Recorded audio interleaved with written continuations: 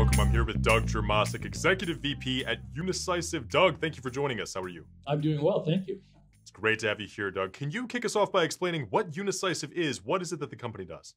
Unicycive Therapeutics is a NASDAQ-listed biotechnology company based in the San Francisco Bay Area with the ticker UNCY. Our focus is on diseases of kidney disease with high unmet need. We have 2 development stage drug candidates. The first and most advanced is Renasorb, a phosphate binder for the treatment of hyperphosphatemia in patients with chronic kidney disease requiring dialysis. There are over 500,000 patients in the U.S. on dialysis, and the vast majority of them suffer from the negative health effects of hyperphosphatemia and need to take phosphate binders. Although there are several FDA-approved phosphate binders on the market, we know from published data that 75% of patients are not achieving the recommended phosphate levels. The leading cause of this failure is patient non-adherence to their prescribed phosphate binder, driven largely by unacceptably high pill burden. So that's a great transition, Doug. What exactly is pill burden? How does it affect medication adherence, and why does this matter so much? Yeah, what we mean by pill burden is the number, size, and palatability of the pills that patients are asked to take. Keep in mind that the source of phosphate that causes hyperphosphatemia comes from the food that dialysis patients eat. So these phosphate binders need to be taken with each and every meal. Late-stage chronic kidney disease patients don't get better, so they need to take these binders for life. So what are we talking about here?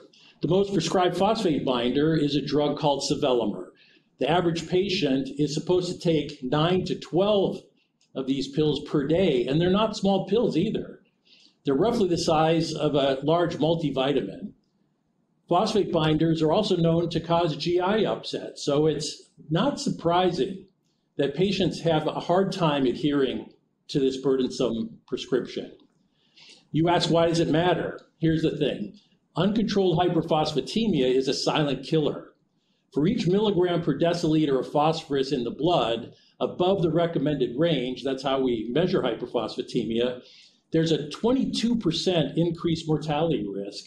So controlling hyperphosphatemia is quite literally a matter of life and death for patients on dialysis. Got it. Now, Doug, we also know that the success of any medication depends on the patient that's taking it. So with your health on the line, why do you think that adherence continues to be such a large problem in this atmosphere? I mentioned that hyperphosphatemia is a silent killer. That's because patients don't typically feel its effects.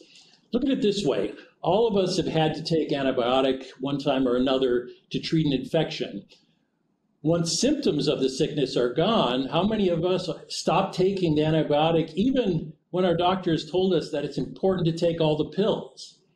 It's human nature. Why should we expect that dialysis patients are any different?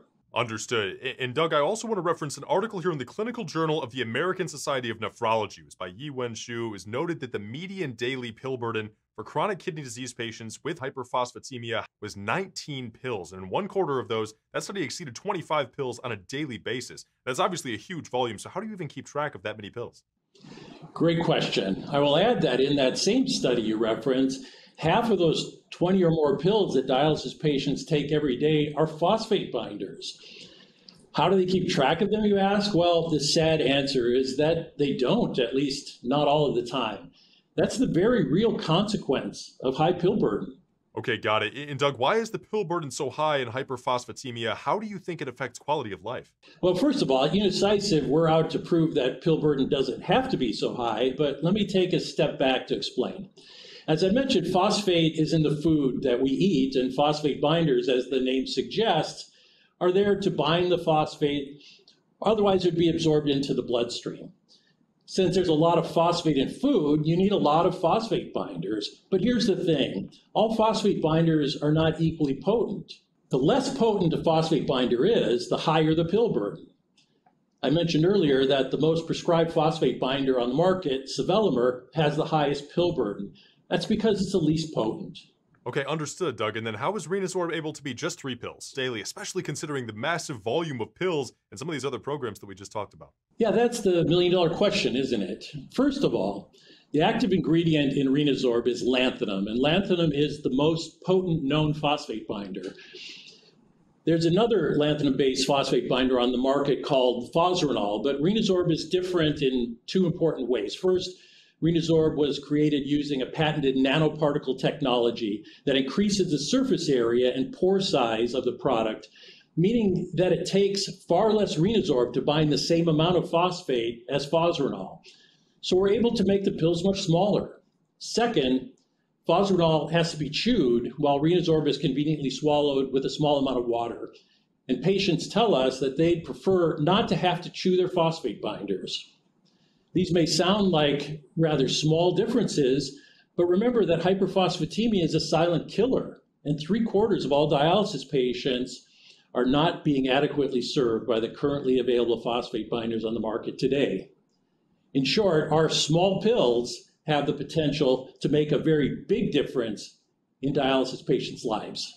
Outstanding. And Doug, a final question for you. What can we expect to see here in terms of next steps for bringing Renasorb to the market? What should we look out for here? The great news here is that we're getting very close to being able to get Renasorb to patients who need it. Through what's known as the 505(b)(2) expedited regulatory pathway, we have agreement with FDA that we require just one clinical trial for approval. We're literally days away from completing that trial and have said publicly that we intend to announce the results of that pivotal study by the end of this year. After that, the next step will be to file a new drug application with FDA, which we've said we expect to accomplish next year. Then, FDA's approval process for this type of filing typically is 10 months, so we anticipate final approval in the first half of 2024.